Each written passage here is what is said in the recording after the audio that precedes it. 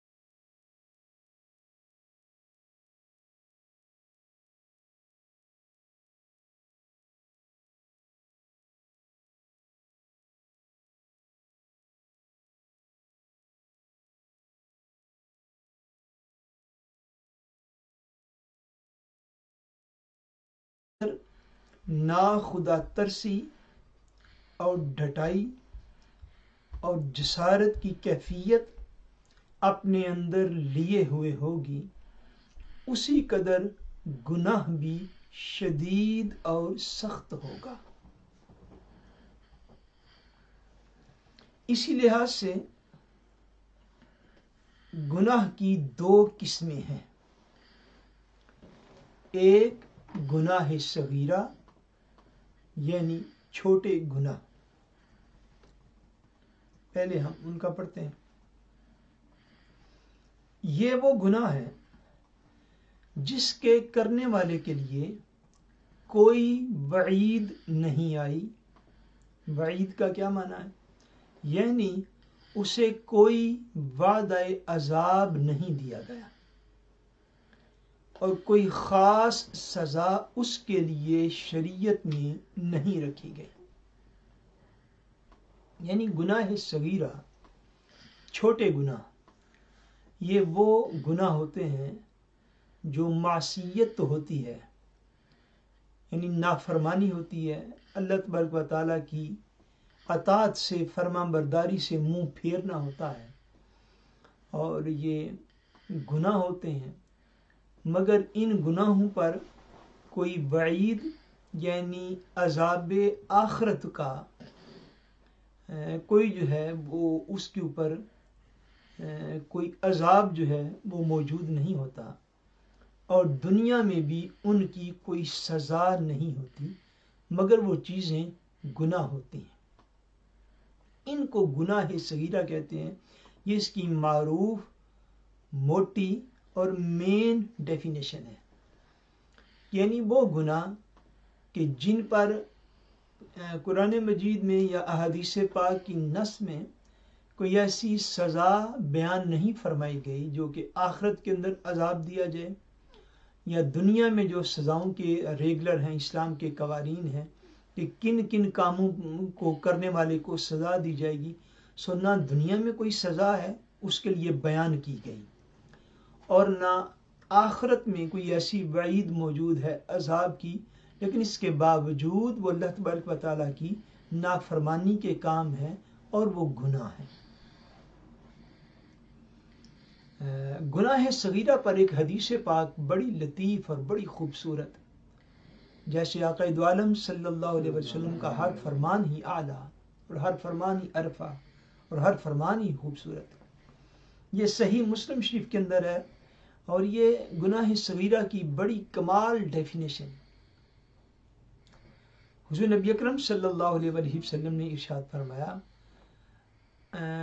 الاثم ما حاک فی صدرک وکرہت ان یطلع علیہ الناس۔ چونکہ گناہ کبیرہ جو ہیں وہ تو واضح ہیں، جن کا آگے جو ہے وہ بیان جو ہے وہ آ جائے گا۔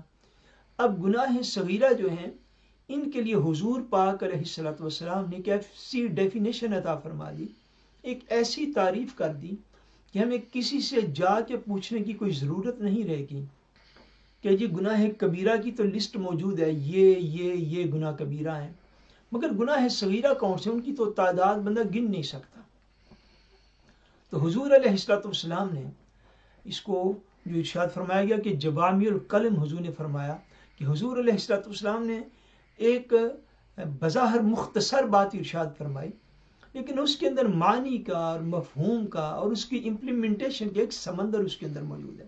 ارشاد فرمایا والاثم، اور گناہ کیا ہے؟ فرمایا اذا حاک ما فی صدرک، فرمایا گناہ ہر وہ کام گناہ ہے کہ جو تمہارے دل میں کھٹکا پیدا کرے، جو تمہارے دل میں خدشہ پیدا کرے، جس بات کے اوپر تمہارا دل جو ہے وہ ہل جائے ایک مرتبہ، اس کے اندر کوئی نہ کوئی خدشہ موجود ہو، کوئی نہ کوئی ڈر موجود ہو، کوئی نہ کوئی کھٹکا موجود ہو۔ فرمایا اذا حاک ما فی صدرک، فرمایا گناہ وہ ہے کہ جو تمہارے دل میں کھٹکا پیدا کرے، وکرہتا، اور تو اس بات کو ناپسند کرے، ان یطلع علیہ الناس، کہ تو اس بات کو ناپسند کرے کہ لوگ اس بات کو جان جائیں۔ یہ ایسا کمال فرمان ہے حضور علیہ السلام کا۔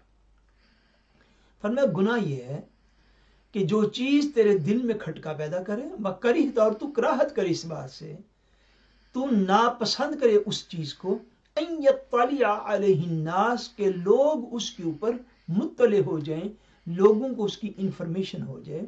سو ہر وہ کام جس کو بندہ اپنے حساب کتاب میں چھپا کے کرتا ہے اور ناپسند کرتا ہے کہ میری اس بات کا میرے فلاں دوست کو نہ پتہ چل جائے، میری اس بات کا میرے گھر والوں کو نہ پتہ چل جائے، میرے اس کام کا میرے ماں باپ کو نہ پتہ چل جائے، میرے اس کام کا میرے اہل محلہ کو، دوستوں کو نہ پتہ چل جائے۔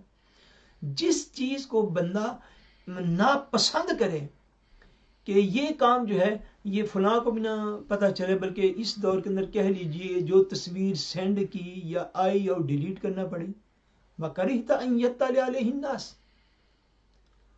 فون کیا تو شورت نمبر کر کے کیا۔ آپ ان باتوں کو سمجھیے، اب اس دور میں اس کو سمجھنا، انہی صورتوں میں اس کو سمجھا جا سکتا ہے۔ فرمایا کہ اے بندے، گناہ وہ ہے کہ جو چیز تیرے دل میں کھٹکا پیدا کرے اور تو اس بات کو ناپسند کرے کہ لوگ اس کے متعلق جان جائیں۔ یہ شعور رکھنا اپنی کچھ چیزوں کو اور اس میں اپنی انسلٹ فیل کرنا، مگر وہ کام کرنا، ہر وہ کام بندے کے لیے گناہ ہوتا، چاہے اس کے اوپر نفس جو انسان کا اپنا نفس، یہ اس کے اوپر بڑے پردے جو ہے وہ چڑھاتا رہتا ہے، بڑے کور دیتا رہتا ہے، بڑا اس کو خوبصورت کر کے اس کو پیک کرتا ہے، اس کے اوپر پیکنگ بڑی خوبصورت رکھتا ہے۔ نفس خود جواز دیتا ہے، نہیں اس کی یہ حکمت ہے اس لیے تم یہ کام کر لو، یہ وجہ ہے اس لیے تم یوں کر رہے ہو، یہ وجہ ہے اس لیے تم ایسا کر رہے ہو۔ مگر حضور علیہ السلام نے ایک ایسا پیمانہ دے دیا آپ کو، دنیا میں حضور پاک کے امتیوں کو کہیں جا کے پوچھنے کی کوئی ضرورت نہیں کہ گناہ صغیرہ کیا ہوتا ہے، چھوٹا گناہ کسے کہتے ہیں۔ ہر وہ بات جو انسان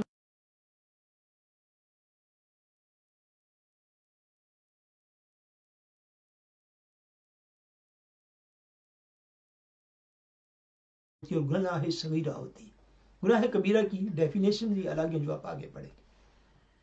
یہ جو گناہ صغیرہ ہیں، یہ جو چھوٹے گناہ ہیں، آدمی کی کوئی دوسری نیکی، عبادت، صدقہ و خیرات، ماں باپ کی تابعداری وغیرہ جو بندہ کرتا ہے، اس کی برکت سے یہ گناہ زائل ہو جاتا ہے اور ختم ہو جاتا ہے۔ یہ بھی چیز ہے، یہ جو گناہ ہیں، گناہ صغیرہ، یہ دیگر نیکیوں سے یہ گناہ مٹ جاتے ہیں۔ جیسے حدیث شریف میں آیا کہ جو بندہ کامل، مکمل، کمپلیٹ وضو کرتا ہے، اللہ تبارک و تعالی اس کے اگلے پچھلے گناہوں کو بخش دیتا ہے۔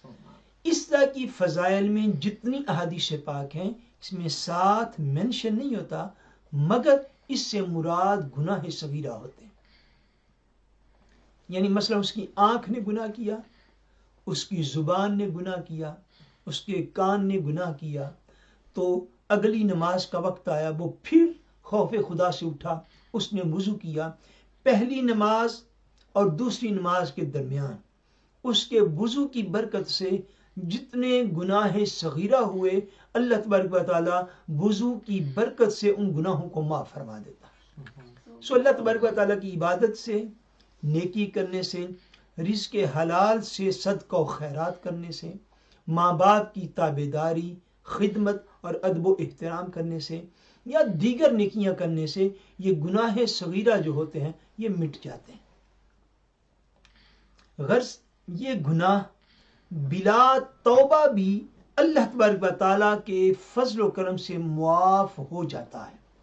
گناہ صغیرہ جو ہے، چھوٹے گناہ ایسے ہیں اگر بندہ پراپر توبہ نہ بھی کرے تو پھر بھی وہ گناہ جو ہے وہ اللہ تبارک و تعالیٰ محض اپنے فضل سے اس کو معاف فرما دیتا. مگر شرط یہ ہے کیا کہ اس پر اصرار نہ ہو، اس کو بار بار ریپیٹ نہ کرے، اس کو بار بار دہرائے نہیں.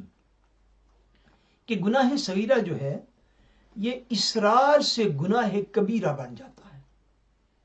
یہ چیز جو ہے یہ بھی قابل غور ہے کہ گناہ صغیرہ جب ایک گناہ صغیرہ چیز ہے کہ اس کے اوپر ڈیفینیشن جو ہے وہ گناہ صغیرہ کی ہی آتی ہے، لیکن جب بندہ جان بھی گیا، اس کو علم بھی ہو گیا کہ یہ چیز میرے لیے گناہ ہے اور یہ گناہ صغیرہ ہے، لیکن جاننے کے باوجود، سمجھنے کے باوجود جب اس کو بار بار کرتا ہے، بار بار کرتا ہے، تو بار بار کرنے سے صغیرہ اپنے سٹیٹس کو بڑھاتے ہوئے وہ کبیرہ میں بدل جاتا ہے. اور جب گناہ کبیرہ ہو جاتا ہے تو پھر بغیر توبہ کے اس کی کوئی معافی نہیں، پھر بلا توبہ اس کی کوئی معافی نہیں ہوتی. سو ایک تو یہ ہو گیا گناہ صغیرہ. دوسرا گناہ ہے گناہ کبیرہ، یعنی بڑے بڑے گناہ. یہ وہ گناہ ہے جس کے لیے شریعت میں کوئی حد مقرر فرمائی گئی ہو، یا جس پر وعید آئی یا وعدہ عذاب آیا. یہ وہی گناہ ہیں جن کی ممانعت صراحت سے اور تاکید کے ساتھ آ چکی ہو. یعنی گناہ کبیرہ وہ گناہ ہے کہ جس کے لیے شریعت نے کوئی حد مقرر فرما دی، یعنی اس کے لیے سزا مقرر فرمائی گئی، یا جس کے لیے آخرت کے عذاب کا بیان کیا گیا، جن کو بار بار قرآن و حدیث میں منع کیا گیا ہو، اور جن کے ساتھ جو ہوتی ہے نا تاکید کے ساتھ ایک شخص کو جو ہے اس کو منع کرنا، اس کو جیسے قرآن مجید میں کئی احکام جو ہے وہ ریپیٹڈلی بیان کیے جاتے ہیں، دہرائے جاتے ہیں، اور بار بار ان کا ذکر جو ہے وہ کیا جاتا ہے. ایسے سارے گناہ جن پر کوئی وعدہ عذاب ہوا یا جن پر دنیا میں سزا مقرر کی گئی، یہ گناہ جو ہیں یہ گناہ کبیرہ کہلاتے ہیں. جیسے زناکاری، جیسے شراب نوشی اور جیسے چوری وغیرہ. علماء کرام فرماتے ہیں جب انسان کسی گناہ کا ارتکاب کرتا ہے تو اس سے اس کی پاکیزہ اور معصوم فطرت جو اس کے اندر نیچر ہوتی ہے وہ متاثر ہوتی ہے، اس کے اوپر براہ راست امپیکٹ پڑتا ہے، یاد رکھ لیجیے. اور آہستہ آہستہ وہ پاکیزہ سیرت ہوتا ہے پہلے، مگر وہ آہستہ آہستہ وہ گناہوں سے مانوس ہو جاتا ہے، اس کو گناہوں سے محبت ہو جاتی ہے، معاذ اللہ ثم معاذ اللہ. اور یہ ایک دفعہ میں نہیں ہوتی، یاد رکھیے بیسیکلی طور پر انسان کی فطرت جو ہے، فطرت اور نیچر وہ تو روح کے ساتھ متعلق ہوتی ہے، اور روح جو ہے وہ ہمیشہ اپنے رب کی، اپنے مالک کی تابع داری کرنا چاہتی ہے، وہ ہمیشہ اللہ تبارک و تعالیٰ کی فرما برداری کرنا چاہتی ہے.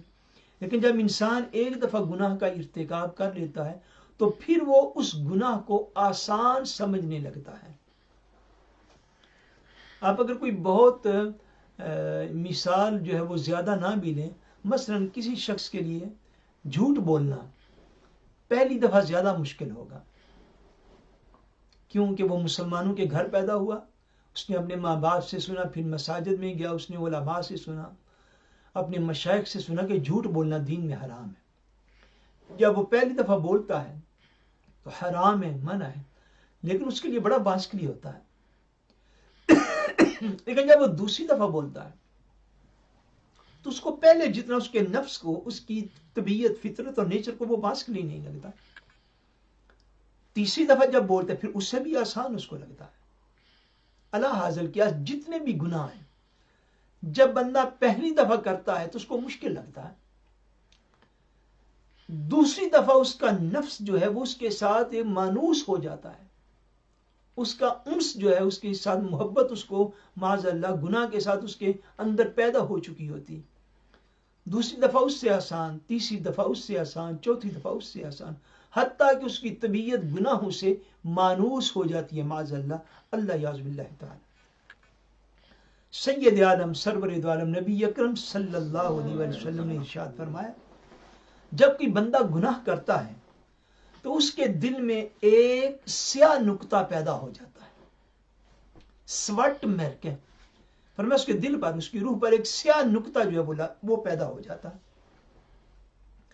جب وہ اس گناہ سے باز آ جاتا ہے اور توبہ و استغفار کرتا ہے تو اس کا دل صاف کر دیا جاتا ہے. سبحان اللہ. اگر پھر گناہ کرتا ہے تو وہ نقطہ پھر پیدا کر دیا جاتا ہے اور پھر وہ بڑھتا ہے، یہاں تک کہ فرمایا تمام قلب اس بندے کا سیاہ ہو جاتا ہے.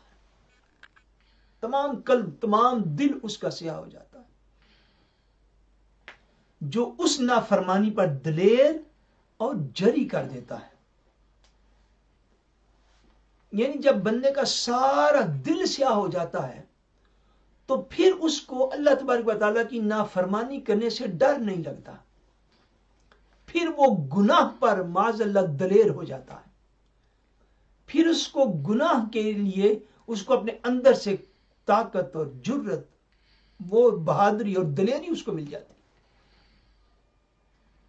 جس بندے کو گناہ کرتے ہوئے کوئی عیب محسوس نہ ہو، وہ کسی بھی قسم کا گناہ کبیرہ ہو، اس کا مطلب یہ ہے کہ روحانی طور پر اس کا دل جو ہے وہ سیاہ ہو چکا ہوا ہے. اس نے ایک مرتبہ گناہ کیا، توبہ کی، اللہ نے اپنے کرم سے اس کے دل کو صاف کر دیا. اس کے دل میں پھر اپنی محبت پیدا فرما دی، دین کی محبت پیدا کر دی، اپنا خوف اور خشیت کو پیدا کر دیا. اب جب اس نے دوبارہ کیا پھر اس کے دل کے اوپر وہ سیاہ نقطہ پیدا کر دیا گیا. اور جب وہ بار بار گناہوں کو کرتا رہا، بار بار گناہوں کو کرتا رہا، تو حتیٰ کہ ایک موقع وہ آ جاتا ہے کہ اس کا دل سیاہ ہو جاتا ہے. اور دل سیاہ ہونے کی علامت یہ ہے کہ وہ گناہ کبیرہ کرتے ہوئے ذرا بھی ہچکچاتا نہیں ہے، وہ ذرا بھی پھر پریشان نہیں ہوتا.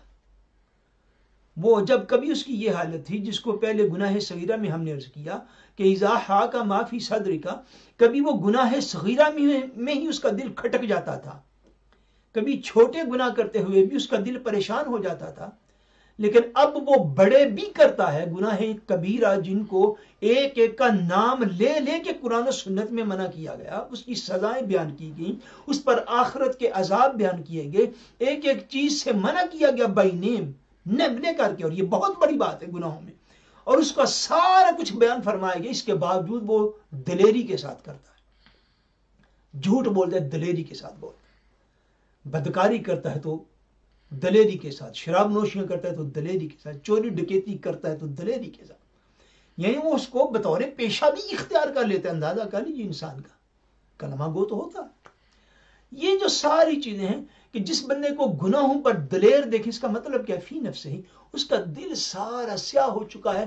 بے شک اس کا چہرہ چٹا سفید رنگ اس کا کیوں نہ، بے شک اس نے بڑا خوبصورت سفید سوٹ کیوں نہ پہنا ہوا، بے شک اس کی گاڑی کا کلر بھی بالکل سفید ہو، ان چیزوں کی کوئی حیثیت نہیں رہ جاتی. کہ اس کے پاس پیسہ کتنا ہے، اس کے پاس کوٹھیاں، کاریں کتنی ہیں، وہ سوٹ کتنے قیمتی پہنتا ہے. اگر وہ گناہوں پر دلیر ہو گیا تو اس بندے کو غور و فکر کرنا چاہیے کہ اس کا قلب جو ہے یہ سیاہ ہو چکا ہوا ہے، اس لیے وہ گناہوں پر دلیر ہو گیا ہے. اگر قلب کے اندر کوئی روشنائی ہوتی، دل اگر تھوڑا سا بھی خوف الہی کا کوئی ایک روحانی نقطہ، نورانی نقطہ اس کے دل کے اوپر موجود ہوتا، تو وہ اللہ کی نافرمانی میں دلیر تو نہ ہوتا، اللہ تعالیٰ کی نافرمانی میں دلیر نہ کبھی ہوتا۔ وہ اگر گناہ شامت نفس کے باعث کرتا تو لوگوں کے سامنے تو نہ کرتا، اب چوکوں چوراہوں میں لوگوں نے شروع کر دی۔ اب تو ہمارے ہاں بھی جو تقریبات ہیں نکاحوں کی، شادیوں کی، ان میں ایسی رسم و رواج آتی جا رہی ہیں جن میں حیا نام کو نہیں رہ گئی۔ ہر کام کا ایک جو ہے وہ طریقہ ہوتا ہے، دین میں اعتدال سکھایا گیا ہے۔ نکاح کا مطلب جو ہے وہ سرعام مجلس سے نکاح میں کھڑے ہو کے جو امور نکاح سے متعلقہ ہیں ان کو ایکٹ کرنا، فوٹوگرافی کے لیے یا کسی کام کے لیے، یہ انتہائی بےہودگی اور بے حیائی ہے۔ تعلق نکاح کا یہ مطلب نہیں۔ میں آپ کو جو عرض کر رہا ہوں دکھی دل اور درد دل کے ساتھ عرض کر رہا ہوں کہ شاید ہمارے معاشرے کے مسلمان سمجھ جائیں۔ یعنی آپ اس نکاح کی مجلس میں یا وہ جو فوٹو شوٹ کروا رہے ہیں کہ اس فوٹو شوٹ کو بعد میں سینکڑوں ہزاروں لوگ دیکھنے والے نہیں ہوں گے، تو آپ بے شک آپ کا تو نکاح ہے لیکن آپ بے حیائی کو فروغ دے رہے ہیں۔ یہ کیسا ہم نے سبق پڑھ لیا ہوا ہے، اور اس میں وہ لوگ بھی شامل ہیں۔ مجھے حیرانی ہوتی ہے جن کی بیچاروں کی جوتیاں بھی گھس گئی ہیں مساجد میں آتے ہوئے۔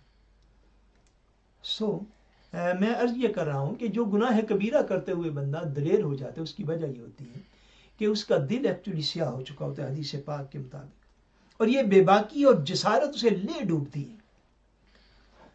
گناہ کبیرہ سے آدمی خالص توبہ و استغفار کیے بغیر پاک نہیں ہوتا۔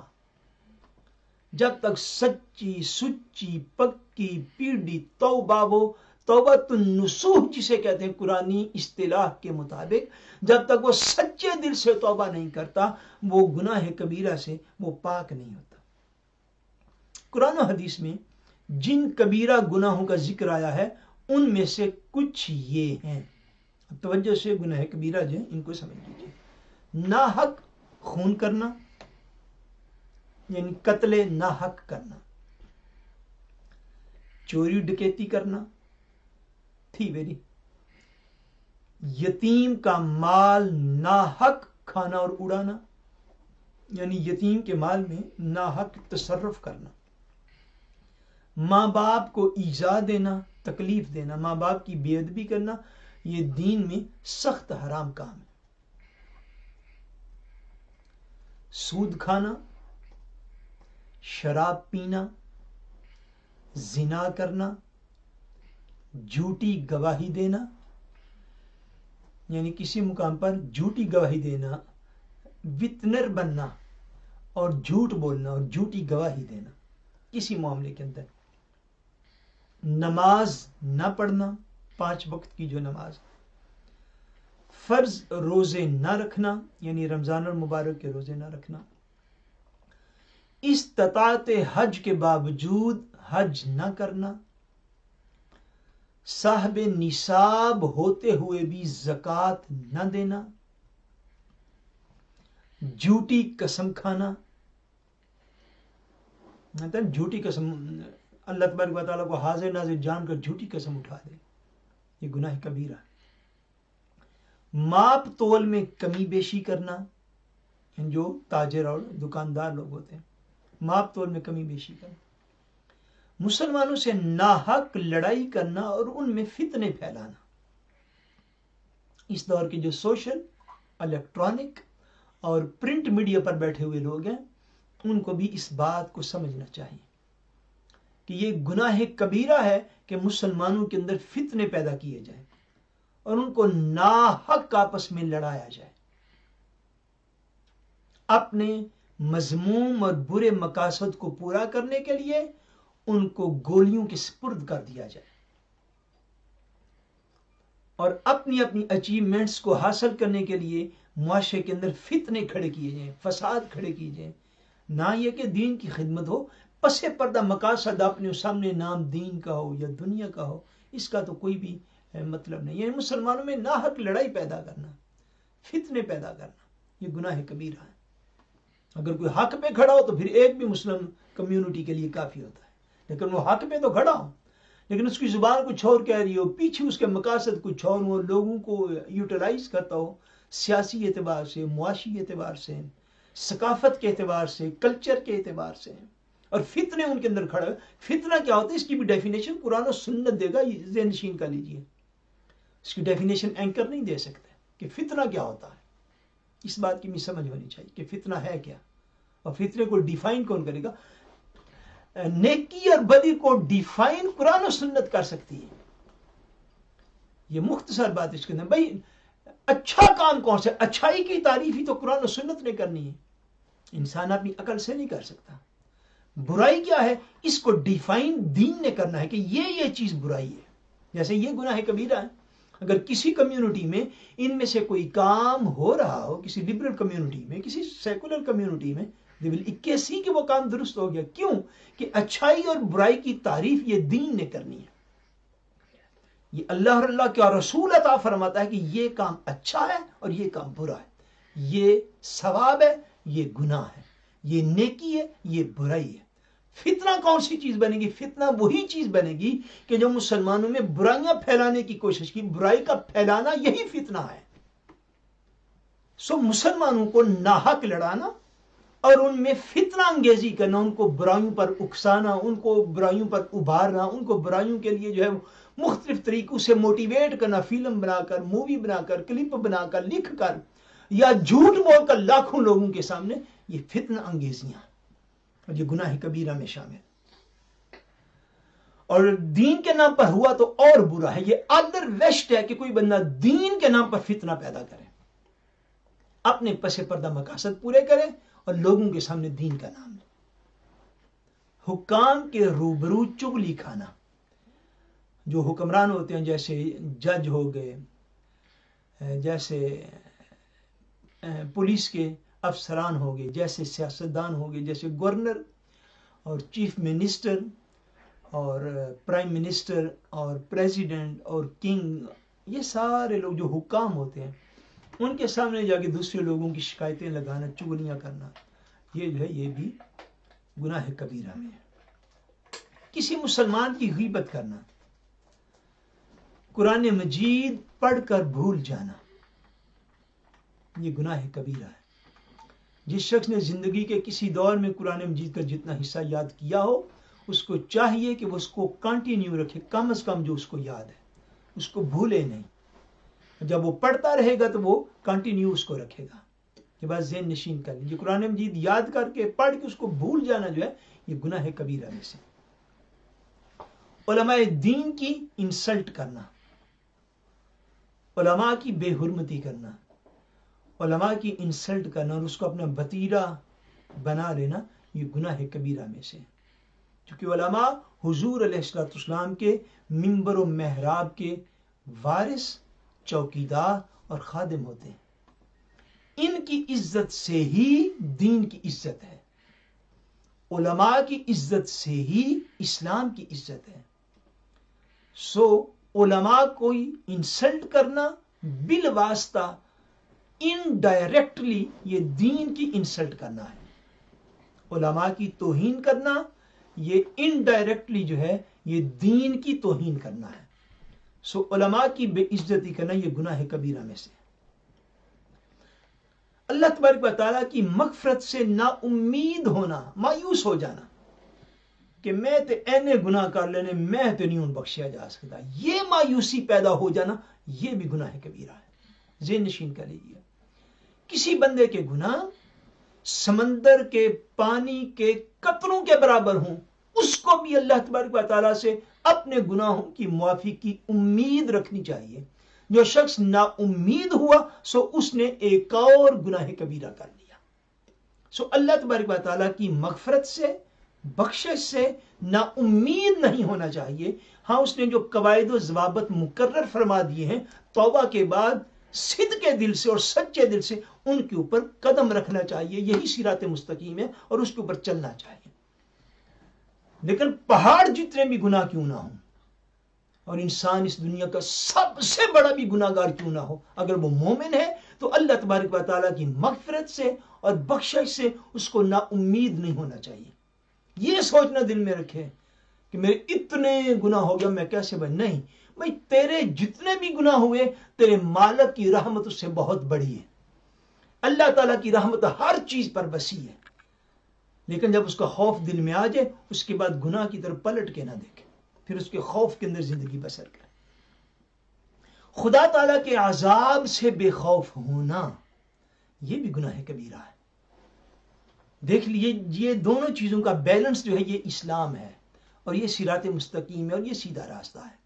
ایک یہ کہ بڑا سے بڑا گناہ گار کیوں نہ ہو اللہ تبارک و تعالیٰ کی رحمت سے مایوس نہ ہو، اور بڑا سے بڑا نیک متقی پرہیزگار اچھا مسلمان کیوں نہ ہو اللہ کے عذاب سے بے خوف نہ ہو. یہ نہ سمجھے میری تو ساری عمر کوئی نماز قضا نہیں ہوئی، تو میری تو ساری عمر رمضان شریف کا کوئی روزہ بھی نہیں چھڑیا، زکات بھی ہر سال دیتی ہے، تے جنہ وس دے وچ سی جہاد بھی بڑا کیتا، زبان نال تے قلم نال تے پرسنلی طور تے بھی ماں باپ کی خدمت بھی بڑی کر لی ہے، حج بھی ایک دو کر کے آ گیا، عمرے شریف بھی بڑے کر لینے، تو میں تو ماشاءاللہ نیکیاں دا پہاڑ ہی کٹھا کر ہوں، مینوں سب خیر ہے. نہیں نہیں نہیں، ایسی بات نہیں. اس وجہ سے کہ میں نے اتنی نیکیاں کر لی تو چلو کوئی 6 مہینے ہو گیا میں نے کوئی گناہ نہیں کیا تو اب میں ایک آدھ گناہ بھی کر ہی لوں، یہ اللہ کے عذاب سے بے خوف ہونا ہے. یہ چیزیں نشین کر لیجیے. یہ دونوں کیفیات جو ہیں یہ گناہ کبیرہ کے ذیل میں آتی ہیں. ایک یہ کہ سخت گناہ گار ہو تو اللہ تبارک و تعالیٰ کی رحمت بخشش مغفرت سے مایوس ہو جائے، اور بڑا اچھا مسلمان ہو، نیک مسلمان ہو، تو اس کی نیکی جو ہے وہ اس کے اندر تکبر پیدا کرے اور وہ اس کو اللہ کے عذاب سے بے خوف کر دے. ہوں سب خیر ہے جی میں یہودی کہتے ہیں نا، قرآن مجید نے فرمایا نحن ابناء اللہ و احباؤ، اسی اللہ دے پتر ہاں تے اسی اللہ دے پسندیدہ لوگ کا معاذ اللہ. نہیں اللہ تبارک و تعالیٰ کے عذاب کا خوف رکھے کہ وہ بے نیاز ذات ہے، وہ چاہے تو نیک کی نیکی کو قبول نہ کرے. کس کو گارنٹی ہے کہ اس کا عمل کیا ہوا قبول بھی ہے سوائے اس کی رحمت کے کہ وہ اپنی رحمت سے وعدہ فرما کے قبول کر لیتا ہے. ورنہ ہمارے اعمال کب اس قابل ہیں کہ ہمارے اعمال تو اچھے سے اچھا نیک عمل بھی کر لیں تو جو گناہ ہم کرتے رہتے ہیں وہ تو ان کے گناہوں کو بھی مٹانے کے قابل نہیں وہ نیک عمل ہوتا. سو اللہ کے عذاب سے بے خوف نہیں ہونا چاہیے. فضول خرچی کرنا اسلام میں گناہ کبیرہ ہے، ذہن نشین کر لیجیے گا. جہاں پہ لگانے کی ضرورت ہے کھلے دل سے لگاؤ، یعنی جہاں پہ ضرورت ہے، جہاں پہ دین رستہ دکھاتا ہے، جہاں پہ دین جو ہے وہ اپنی تعلیمات ارشاد فرماتا ہے، جتنے بھی لگا دو وہ فضول خرچی نہیں ہے. ہم دیکھیے نا یہ مہینہ بھی پتہ نہیں شروع ہوا ہے یا نہیں، ابھی جمادی الثانی کا امیر المومنین حضرت سیدنا ابوبکر صدیق رضی اللہ تعالیٰ عنہ کا وصال پاک اس مہینے میں ہے. تو حضرت ابوبکر صدیق رضی اللہ تعالیٰ عنہ اپنے گھر کا سارا مال اٹھا کر حضور پاک کی بارگاہ میں پیش کر دیا. کوئی بندہ سارا کچھ بھی اپنا خرچ کر ڈالے، اگر وہ راہ حق پر ہے وہ سارے کا سارا خرچ کیا ہوا بھی فضول خرچی نہیں، چونکہ وہ درست رستے پر خرچ ہوا ہے. اب بات سمجھ گئے فضول خرچی کیا ہے؟ کہ جن رستوں پر اللہ تبارک و تعالیٰ مال لگانے سے منع فرماتا ہے کہ یہ کام نہ کرنا، یہ اللہ تعالیٰ نے تمہیں رزق عطا فرمایا ہے، مال عطا فرمایا ہے تو اس کو خرچ کرنے کے آداب بھی ارشاد فرمایا ہے، تو ان کاموں پر مال نہ خرچ کرنا. سو ناجائز کاموں پر، ناجائز امور پر خرچ کیا ہوا مال جو ہے یہ فضول خرچی کہلاتا. جیسے آگے اگزامپل میں کھیل تماشا میں اپنا پیسہ اور وقت جو ہے وہ برباد کرنا، خودکشی کرنا حرام ہے، گناہ کبیرہ ہے. پھر ذکر آ گیا داڑھی منڈوانا، شیو کرنا، یہ گناہ کبیرہ ہے، کیونکہ یہ قرآن سنت اور اجماع امت کی کھلی ہوئی خلاف ورزی ہے، بدعت سیئہ بھی ہے اور گناہ کبیرہ بھی. آتش بازی کرنا، یعنی یہ چونکہ اس ذیل میں آتا ہے فضول خرچی کے ذیل میں آتی ہے یہ بات. شادی بیاہ اور خوشی کی دوسری تقریبات کے مواقع پر بے حیائی اور ڈٹائی کے ساتھ ناچ گانے کی محفلیں سجانا اور احکام شریعت کی پرواہ کیے بغیر ہلڑ مچانا، یہ جو ہے یہ بھی گناہ کبیرہ ہے۔ شادی بیاہ کی تقریبات میں کئی بدعات اس وقت جو ہے وہ شامل ہو چکی ہیں۔ شادی بیاہ کی تقریبات میں جو ہے وہ انتہائی بے حیائی جو ہے وہ شامل ہو چکی ہوئی ہے۔ یہ چیزیں ذہن نشین کر لیجیے۔ اور ہم نے جو تھوڑے بہت دین کے اوپر چلنے کی کوشش کرنے والے لوگ ہیں، ہم نے تھوڑی سی اینترنگ کی ہے اس کے اندر۔ میں آپ کو بتاؤں، اگر آپ محسوس نہ کیجیے گا، ہم نے اینترنگ یہ کی ہے کہ شادی تو پہلا ایک محفل میلاد جی ضرور ایسا کرانی ہے، آپ 100 دفعہ کروائیے۔ اگر کرونا وائرس ختم ہو جائے تو ہمیں بھی بلائیے، ہم بھی آئیں گے انشاءاللہ۔ جس کو بلائیں گے تو جس کو بلائیں گے وہ آئے گا۔ ایک محفل کا اضافہ ہو گیا ہے رسومات کے اندر۔ اور حیرت والی بات یہ ہے کہ جو مسلمان پہلے جی تقریبات شادی کا آغاز تو ہونا ہے محفل میلاد سے، ٹھیک ہو گیا جی، اب جس رسول پاک کی نام کی وہ محفل قائم کی گئی ہے، ایگزیکٹ دوسرے دن اسی رسول اکرم کی شریعت کو پس پشت ڈال دینا ہے۔ یہ کیسا طریقہ کار ہے جس کو ہم نے اپنایا ہوا ہے؟ جس شادی کا آغاز محفل میلاد سے ہو رہا ہو، اس کی بھی بارات اور ولیمے والے دن لڑکے اور لڑکیاں جو ہے وہ مل کے ڈانس کر رہے ہوتے ہیں۔ یہ کون سا اسلام ہے؟ یہ کس محفل میلاد کی ہم برکت لینا چاہتے ہیں؟ نکاح کے لیے مسجد کے اوپر فوکس ہے، کرانا مسجد کرانا مسجد بھائی ضرور کروائیے، دین میں ترغیب دی گئی ہے، ایک فضیلت ارشاد فرمائی گئی ہے، اور میں اس طرف نہ ہوں۔ اب تو مساجد میں جو نکاح ہوتے ہیں، اللہ کریم ہمیں معافی عطا فرمائے اور ہماری اصلاح فرمائے، اب تو ان نکاحوں میں بھی کئی غیر شرعی اعمال مساجد کے اندر ہوتے ہیں۔ کون بات کرے گا آپ لوگوں سے؟ کون بات کرے گا اس معاشرے کے مسلمانوں سے؟ اور جو بات کرے، اللہ کرے اس کی بات میں وہ تاثیر ہو کہ ہمارے دلوں کے اندر وہ بات اتر جائے۔ یاد رکھیے، دین کسی جس کو کہتے ہیں نا دل تھی دیوب کا یہ نام نہیں ہے۔ یہ کوئی ایسی چیز نہیں ہے کہ جس کو آپ چند وظائف کے ساتھ آپ پورا کرنا چاہتے ہیں، چند رسومات کے ساتھ پورا کرنا چاہتے ہیں۔ دین زندگی گزارنے کے ایک طریقہ کار ہے کہ آپ نے زندگی کیسے گزارنی ہے، آپ نے لباس کیسے پہننا ہے، آپ نے پردہ کس وقت کرنا ہے، کس وقت نہیں کرنا، کس سے کرنا ہے، کس سے نہیں کرنا، رزق کھانا کس طرح ہے، کس طرح کمانا ہے، لگانا کیسے ہے، آپ نے شادی کیسے کرنی ہے، آپ نے جب کوئی بندہ آپ کی خاندان میں دنیا سے چلا جائے تو اس کی آخری رسومات کیسے ادا کرنی ہے۔ ہر معاملے پر جو تعلیم دی گئی، تو حیرت والی بات نہیں ہے۔ یا تو بندہ جاہل ہے تو پہلے دن میلاد شریف بھی نہیں کرواتا، اس کا مطلب بندہ سمجھدار ہے۔ پہلے دن جو میلاد شریف کرواتا ہے وہ دوسرے دن ڈانس کروا رہا ہوتے۔ انا للہ و انا الیہ راجعون، یہ دونوں باتیں تو بیان کرنے والا کٹھا بیان نہیں کر سکتا، کرنے والے پتہ نہیں کیسے کر گزرتے۔ یہ چیز ذہن نشین کر لیجیے۔ ہماری شادیوں میں جو برکات نکاحوں میں بھی اٹھتی جا رہی ہیں، اس کے کئی اسباب میں سے ایک سبب یہ بھی ہو سکتا ہے کہ ہمارے نکاحوں شادیوں کی تقریبات میں بہت ساری ایسی چیزیں جو بدعات ہیں اور بدعت سیئہ ہیں اور حرام کام ہے، وہ اس میں داخل ہو چکے ہوئے۔ اب دین کو سمجھنے والے لوگ، مساجد میں آنے والے لوگ، جمعہ پڑھنے والے لوگ، اگر وہ بھی اپنے آپ کو درست نہیں کریں گے تو یاد رکھیے کوئی جنات کی یہ ڈیوٹی نہیں ہے کہ وہ آ کے ہمیں کان سے پکڑ کے، یا فرشتے ہمیں کان سے پکڑ کے سیدھا کریں۔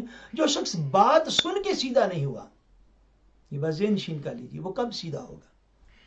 جس نے اللہ اور اس کے رسول کے دین کی بات پڑھ کے، اور پڑھی بھی خوش ابیفت دے کے، میں سچی بات کر رہا ہوں، پڑھی بھی وقت لگا کے، اور پڑھی بھی کئی ہیلو بہانوں سے، اگر وہ بھی درست نہیں ہوا تو آپ معاشرے کے دوسرے افراد کے لیے اب روشنی کا مینار کیسے بن سکتے ہیں؟ نیک مردوں اور عورتوں پر تہمتیں تراشنا وغیرہ یہ بھی جو ہے، یعنی کسی نیک مرد، مسلمان مرد یا عورت پر بدکاری کی تہمت لگا دینا، یہ گناہ کبیرہ سے، اور اس کی دین میں سزا ہے باقاعدہ۔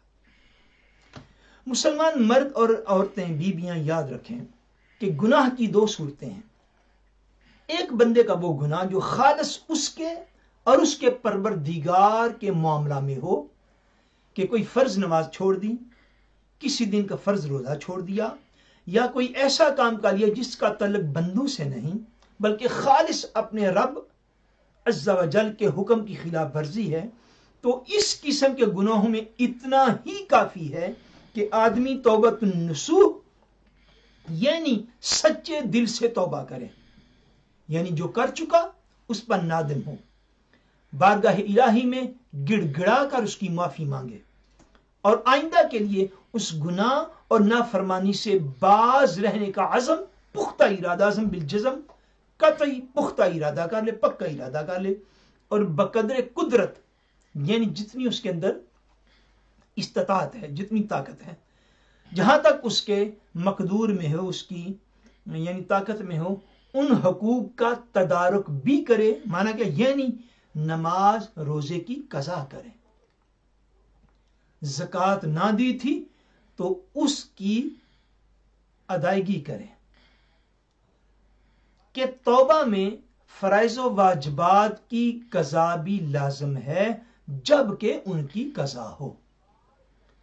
جن فرائض کی قضا لازم ہے، توبہ تب تک مکمل نہیں ہوگی جب تک سچے دل سے توبہ کرنے کے بعد ان کی قضا بھی نہ دے لے، وہ نماز ہو، وہ رمضان کا روزہ ہو، یا وہ زکوٰۃ۔ دوسرے قسم کے گناہ وہ ہیں جو بندوں کے باہمی معاملات ہیں کہ شرعاً اس کے ذمے کسی کے لیے ثابت ہو، اور ہر وہ نقصان و آزار یعنی تکلیف جو شرعی اجازت کے بغیر کسی قول و فعل یا ان کے ترک سے کسی کے دین، آبرو، جان، جسم، مال یا صرف قلب کو پہنچائے، مثلا خریدی ہوئی چیز کی قیمت، مزدور کی اجرت، عورت کا مہر وغیرہ کہ اس کے ذمے لازم ہو اور یہ خواہ مخواہ اسے ٹالتا رہا، یا اس کے حق میں اس کی مرضی کے بغیر کمی کر دی، یا کسی کا مال چوری کر لیا، مال چھین لیا، یا لوٹ لیا، یا رشوت، یا سود، یا جوئے میں لیا ہوا مال، یا امانت میں خیانت کی، ایسے ہی دوسرے امور جن کا تعلق حقوق العباد سے ہے۔ ایسی صورت میں جب تک وہ بندہ جس کی حق تلفی ہوئی حق تلف کرنے والے کو معاف نہ کرے، معاف نہیں ہوتا۔ حقوق اللہ کا آپ نے سن لیا۔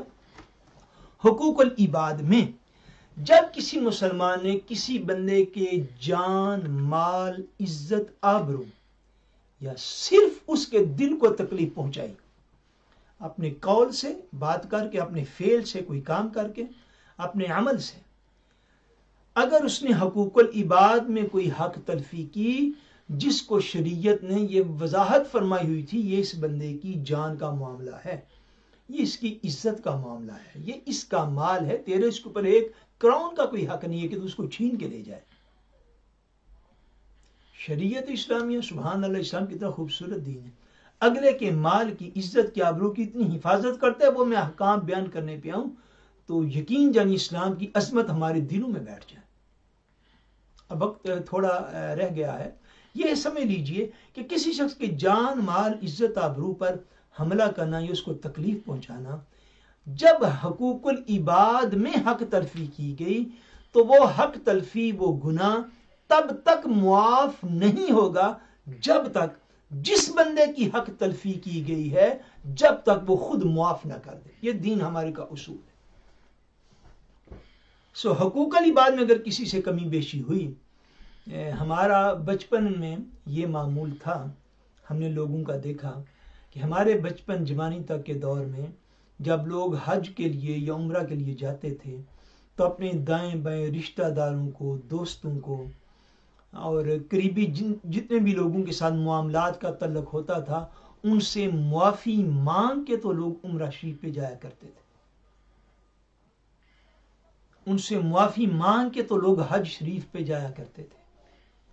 اتنا کوئی علم کم از کم ہمارے لڑکپن جوانی تک سارے مسلمانوں کو ہمارے علاقوں میں تھا، جس کو ہم کہتے ہیں یہ ان پڑھوں کا دور تھا۔ اب ہم زیادہ پڑھے لکھے ہو گئے نا، جس کو ہم کہتے ہیں کہ تب جو یہ نمسرت لوگ ہیں بہت کم اسکول جاتے تھے۔ جی ہمارا تو معیار یہ ہے نا پڑھے لکھے ہونے کا، اخلاقیات تو کوئی معیار نہیں رہا دنیا میں۔ اچھا، تب تک بھی لوگوں میں اتنا شعور موجود تھا کہ بابا اگر میں عمرہ شریف پہ جا رہا ہوں تو وہاں پہ جاؤں گا، حج بھی کروں گا، عمرہ بھی کروں گا، تو اس سے حقوق اللہ تو معاف ہو جائیں گے، حقوق العباد تب معاف ہوں گے جب وہ بندہ معاف کرے جس کے ساتھ میں زیادتی کر چکا ہوں۔ جب تک وہ بندہ معاف نہیں کرے گا تو کعبۃ اللہ جانے سے بھی جو ہے وہ گناہ معاف نہیں ہوں گے۔ اس لیے لوگ خاص طور پر عمرہ شریف اور حج کی ادائیگی سے پہلے اپنے حقوق العباد لوگوں سے معاف کرواتے تھے۔ کیا ہمارے اندر آج وہ جذبہ موجود ہے؟ ہم جس کے ساتھ اپنی زبان کے ساتھ غیبت کرتے ہیں یا جھوٹے الزام تراشیاں خاندانوں میں لوگ کرتے ہیں، یا 100 طرح کے معاملات ہوتے ہیں جس میں ہم اپنی زبان سے تکلیف دینا تو گناہ اب لوگ سمجھتے ہی کوئی نہیں۔ تو پھر عبادات پر بھی بڑا زور، یہ چیزیں نشین کر لیجئے، اپنے دین کو سیکھیے۔ اور کتنے اچھے وہ لوگ ہوں گے کہ جو آج یہ بات سیکھ کے اگر وہ اپنے بہن بھائیوں میں ناراض ہیں، سمجھتے ہیں کہ یار کسی کی حق تلفی مجھ سے ہوگی، میں نے اس کا حق ادا نہیں کیا، یا میں نے فلاں وقت اس کی انسلٹ کی، یا فلاں وقت میں نے اس کو نقصان پہنچایا، اس کی غیبت کی، اس کی فیملی کے اندر، برادری کے اندر، دوستوں میں نے انسلٹ کر دی، اس کا دل دکھا۔ دیکھیے بندے کو اپنے من میں پتہ ہوتا ہے میں نے کیا کیا کر گزرا۔ کسی بندے کو کائنات کو نہیں پتا، بندے کو خود تو پتا میں نے کون سا عمل کس نیت اور ارادے کے ساتھ کیا۔ کتنے ہی اچھے ہمارے وہ طلباء ہوں گے، کتنے اچھے اس آستانہ عالیہ کے مریدین ہوں گے کہ اگر آج کی یہ گفتگو سن کر اگر کسی شخص کے حقوق العباد میں کہیں کوئی کمی بیشی ہے تو وہ کہہ سن کے آج ہی معاف کروا لے، صبح تو خدا اٹھائے گا تو ہم اٹھیں گے نا۔ کون سی لمبی زندگی کی ہم امید لے کر بیٹھے ہوئے ہیں۔ کتنے اچھے ہوں آپ طلباء کہ یہ ہو نہیں سکتا کہ بندے کوئی ولی ہی ہوگا کہ جس نے حقوق العباد میں کوئی حق تلفی کسی کی نہ کی ہوگی، ورنہ ہم جیسے گناہگار خطاکار جو ہے ہم سے تو زندگی میں خدا جانے کتنی مرتبہ یہ غلطیاں ہوئیں۔ مجھے تو لطف آ جائے گا کہ اگر مجھے کوئی پتہ چلے کہ ہمارے لوگوں نے آج یہ دعا کے بعد اور ختم شریف کے بعد جو ہے وہ کسی سے جا کے فون کر کے میسج دیکھا بھائی فلاں وقت میں نے تمہارا حق تلف کیا تھا، تمہاری برائی کی تھی، تمہارا دل دکھایا تھا، تو مجھے اللہ اور اللہ کے رسول کے لیے معاف کر دو۔ معافی مانگنے سے عزت گھٹتی نہیں ہے، اللہ کی بارگاہ میں عزت بڑھ جاتی۔ سو حقوق العباد ضرور معاف کروانے چاہیے، یہ بات ذہن نشین کر لیجیے۔ اگر ہم یہ کام کر گزریں تو یقین کیجئے پھر حقوق اللہ کی جب ہم پابندی کریں گے تو اللہ تبارک و تعالی ظاہری اور باطنی کرم سے ہمیں نواز دے گا انشاءاللہ۔ یہ بہت ضروری بات ہے۔ یہ معاملہ حقوق العباد کا ہے، اور حقوق العباد بغیر ان کی معافی کے معاف نہ ہوں گے۔ اگرچہ مولا تعالیٰ اللہ تبارک و تعالیٰ ہمارا اور ہمارے جان و مال اور حقوق سب کا مالک ہے، سبحان اللہ، اگر وہ ہمارے حقوق، ہمارے رائٹس بغیر ہماری مرضی کے جسے چاہے معاف فرما دے، اگر وہ ایسا نظام بناتا تو پھر بھی وہ عین حق اور عین عدل ہوتا کہ ہم بھی اسی کے ہیں اور ہمارے حقوق بھی اسی نے مقرر فرمائے ہوئے ہیں، سبحان اللہ۔ مگر یہ اس کریم کا کرم ہے، اس کی رحمت ہے کہ اس نے ہمارے حقوق کا اختیار ہمارے ہاتھ میں رکھا ہے، بغیر ہمارے بخشے معاف ہو جانے کی شکل نہ رکھی کہ کوئی ستم رسیدہ جس پر لوگ ظلم کریں یہ نہ کہے کہ اے مالک میں اپنی داد کو نہ پہنچا۔ کتنی عظیم بات ہے کہ وہ فرما رہے ہیں کہ چے جائے کہ اللہ تبارک و تعالیٰ چاہتا تو یہ اختیار اپنے پاس رکھتا،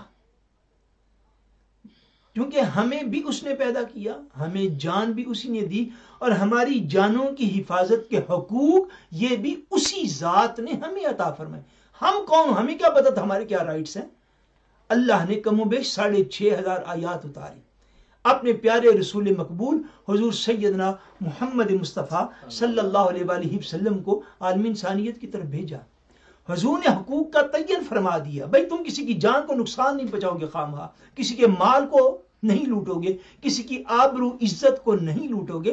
یہ حقوق بھی اللہ تعالیٰ نے ہمیں عطا فرمائے، ہمیں جان بھی اللہ تبارک و تعالیٰ نے عطا فرمائے۔ اگر وہ چاہتا تو ہمارے حقوق کو خود ہی معاف فرما دیتا، مگر پھر اتنا اعلیٰ طریق رکھا کہ ہر انسان کے حقوق معاف کرنے کا اختیار بھی اسی کو عطا فرما دیا۔ بھائی تو معاف کرے گا، سبحان اللہ، انسان کی قدر و قیمت ہے بارگاہ الہی میں کہ میرے بندے ہے تو میرا بندہ ہے، تو میرا محتاج، لیکن اس بندے نے تیرا دل دکھایا ہے، تو ہے وہ بھی میرا بندہ، مگر میں اس بندے کو معاف نہیں کروں گا جب تک تو اس کو معاف نہیں کرے گا. سبحان اللہ، کتنا اعلیٰ نظام ہے اسلام کا. یہ اختیار خدا نے بندے کو دیا تاکہ ہم ایک دوسرے کی حقوق کھانے سے ہم ایک دوسرے سے دور رہیں، ہم ایک دوسرے کے حق کا احترام کریں. ہم ماں باپ کو ان کا حق دیں، بہن بھائیوں کو ان کا حق دیں، اولاد کو ان کا حق دیں، ہمسایوں کو ان کا حق دیں، علماء کو ان کا حق دیں، ائمہ کو ان کا حق دیں، مشائخ کو ان کا حق دیں. ہمارے معاشرے میں جتنے ہمارے یار دوست احباب ہیں، ہم سب کے رائٹس ادا کریں، نہ کہ دوسروں کے حقوق ہی ہم خود کھا جائیں یا دوسروں کو تکلیف پہنچائیں. سو اللہ نے یہ اختیار اپنے بندوں کو دے دیا کہ کہیں ایسا نہ کو بندہ قیامت والے دن یہ نہ کہ مالک اے نے تو مینوں بڑی تکلیف پہنچائی سی تے مینوں بغیر پوچھے ہی معاف کر دیتا گیا ہے. سو ایسا نہیں، اللہ نے بندوں کے حقوق کا اختیار بندوں کو عطا فرما دیا ہے. سبحان. پھر یہاں معاف کرا لینا سہل ہے، یہ آسان ہے.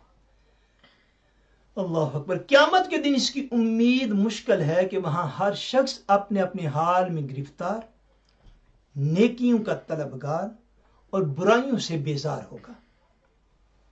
پرائی نیکیاں اپنے ہاتھ آتی اور اپنی برائیاں اس کے سر جاتی، کسے بری معلوم ہوتی.